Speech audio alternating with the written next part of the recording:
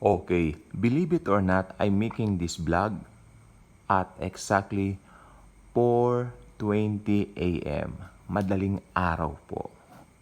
Why? Kasi may nagsasabi itong September daw ang rapture. Bakit itong September daw ang rapture? Then connect dito, connect dyan, mga ganitong feast. Hey, hey, hey. Hey, hey, hey. Isa lang pong paniwalaan natin, ang sinabi ng mahal na Panginoong Hesukristo. Pag sinabi ng mahal na Panginoong Hesukristo na walang nakababatid at nakaaalam nito, paniwalaan natin yon.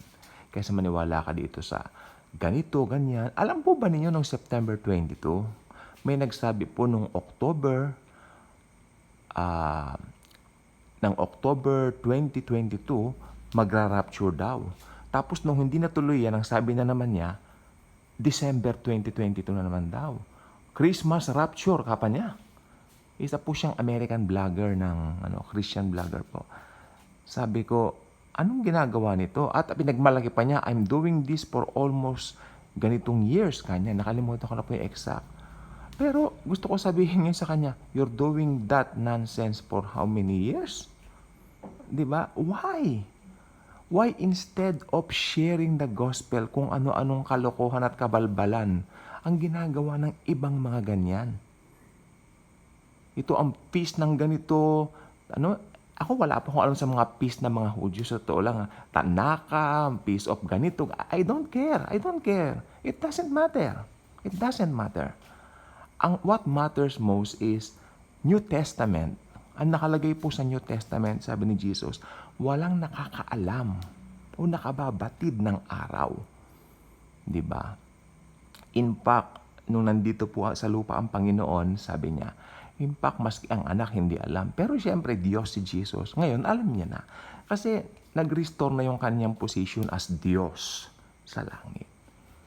Mga feast ng tabernacles, mga sukat, mga ganyan. I don't care. It doesn't matter. Ang mahalaga po talaga, kung ano yung nakalagay sa New Covenant. Ang sabi ni Jesus, walang nakaalam.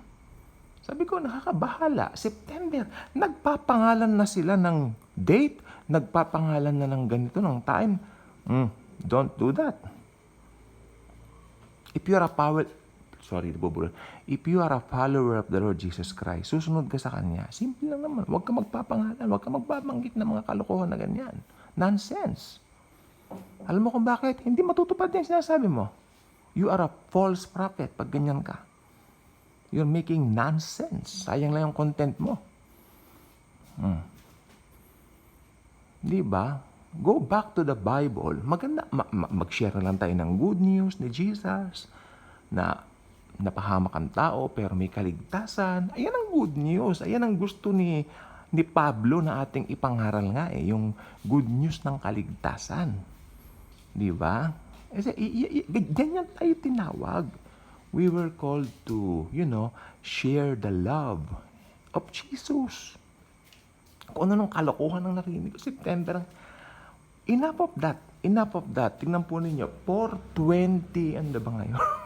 4:20 something na po ng umaga, AM. Then, ito ang ginawa ko. Para maano ko po kayo, kasi baka mabasa po ninyo mga nonsense na yan dito. So, dito po tayo sa katotohanan. Pag sinabi ng Panginoong Jesucristo, wala nakababatid, wala nakababatid. Live by the day, be happy, enjoy His presence, enjoy His grace. Kaysa mag-focus ka sa mga nonsense na mga bagay. Amen? Amen. Nandiyan ang salita ng Panginoon, basahin mo. Ano ba yung gusto niyang gawin mo sa araw na ito? Lumago ka sa kanyang biyaya. Okay, kung hindi ka pa nakasubscribe dito, subscribe ka na, click mo ang notification bell, share this video, the wonderful love of Jesus. Yan ang importante. We were called to share His gospel, the good news of our salvation. Na wala tayong ginawa, pero dahil sa kabutihan niya, iniligtas niya tayo. Okay? Yun lang pong gusto ko pong sabihin. And talagang napakaaga po, madaling araw po kagigising ko. Pero kailangan ko pong gawin to. Kaya ito na po. Okay. Huwag po kayong matatakot. Hindi po natin alam kung kailan po darating si Jesus. Pero enjoy natin His presence lagi. Amen? Thank you. And Jesus truly loves us all.